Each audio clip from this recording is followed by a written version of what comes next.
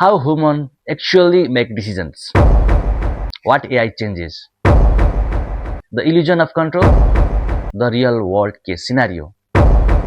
Or else, the future of AI or plus AI versus future. Hey guys, welcome back to the channel. Now, today we are going to talk about the human decisions making in the age of AI era. Are we still in control of it or else? Let's go through it. Imagine this. You wake up, you check your phone, you scroll and you click and you choose. But here is the uncomfortable question. Did you really make those decisions or did something make them for you? That's a very tricky question. In 2026, we like to believe that we are rational, independent thinkers. But what if I told you most of your decisions are already being shaped by system that you don't see, by algorithms you don't understand, and by intelligence that is no longer human? Welcome to the age of AI driven decision making. Let's slow down and examine something carefully. Every decision you make follows a process. You see options, you evaluate them, you choose one, at least that that we believe. But in reality, something happens before that process even begins. You don't see all options, you don't evaluate everything. You are presented with a filtered reality. So the real question is not why you choose this. The deeper question is why was this option shown to me in the first place? Because if the input is controlled, then the decision is already influenced. And in the age of AI, control doesn't look like control, it's look like convenience. Let's break the myth first. Women do not make decisions logically. We think we do, but science tells a different story. Psychologists have shown that we rarely earn biases. We use mental shortcuts and we often decision emotionally. You don't choose the best option. You choose the most comfortable option. Take an example. When you buy something online and you are analyzing data, or are you influenced by reviews, color, or only to left the stock? That's not logic. That's designed persuasion. To understand the impact of AI, we first need to understand the human limitations. Human decision making operates under three major constraints. One, limited attention. We can't process unlimited information. So we ignore complexity and focus on what stand out. Second, cognitive bias. Our brains are wired to make fast judgments. For example, we trust familiar things more. We avoid uncertainty. We prefer immediate rewards over long term benefits. These are not flaws, they are survival mechanisms. Next part is social influence. Humans are deeply influenced by others. Across culture, in societies, decisions are group influenced. In individual, decisions are identity driven, but both are still influenced. Now, here's the critical connection. AI is designed to exploit all three. It captures attentions, it predicts bias, it leverages social proof. So AI is not just interacting with human decisions, it is interacting with human weaknesses. So now let's talk about what AI changes. Now enter AI. AI doesn't get tired. AI doesn't get emotional. AI doesn't guess. It learns from your click, your habit, your pattern. AI knows what you will watch next, what you will buy, even what you might feel tomorrow.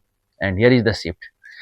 Before the AI, all human used tools. Now tools are shaping humans.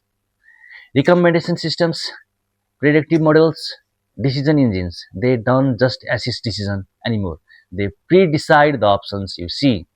Let's remove the mystery around AI. AI decision system followed a clear logic. Step 1, data collection. They observe behavior, what you click, how long you watch, what you ignore. Step 2, pattern detection. They identify patterns. People like you tend to do this. Step 3, prediction. They estimate future behavior. You are likely to choose this next. Step 4, intervention. They influence outcomes by recommending, ranking, and highlighting. This final step is the most important because at this stage, AI is no longer predicting decisions, it is shaping them, and it does this at scale, not for one person, but for millions simultaneously. The illusion of the control. You think you are choosing, but are you choosing or selecting them from the list you already custom for you? Let me explain. When you open a platform, you don't see all content. You see filtered content only. That of AI. So your decisions is happening inside the control environment. That's like saying, I choose freely from the options someone has decided to show me. Control is not true sense regarding these three things: full information, independent evaluation, and freedom of choice. Now let's test modern digital environments against this. Do you have full information? No, we see crusted content. Do you have full information? No, we see only the content. Do you evaluate independently? No, we rely on ranking, reviews, and suggestions. Do we have full freedom of choice? Partially, but within predefined option. So what we experience is not full control, it's bounded control. We are free within a designed system. And here's the subtle danger. The system is optimized not for truth, not for long-term benefit, but for engagement. Now let's talk about real world case studies that looks at reality. In healthcare, AI helps doctor diagnose diseases faster. But if AI suggests you something, will the doctor challenge it or trust it blindly? In finance sector, AI decided loan approvals, credit scores. One algorithm can shape someone's entire future. In social media, AI decide what goes viral.